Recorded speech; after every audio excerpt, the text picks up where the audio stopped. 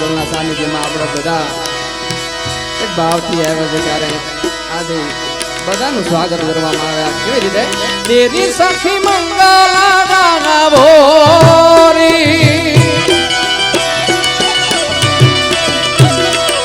ગાવો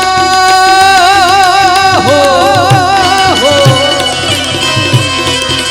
તેરી સખી મંગલા ગાના ભોરી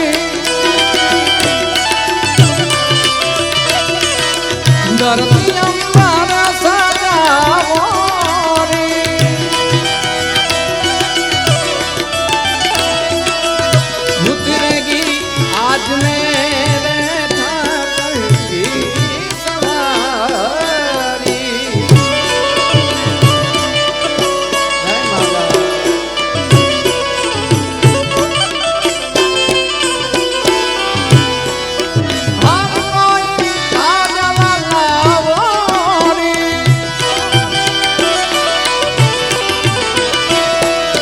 मोहे काला टीका लगाओ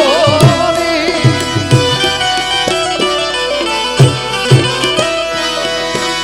उनकी सबसे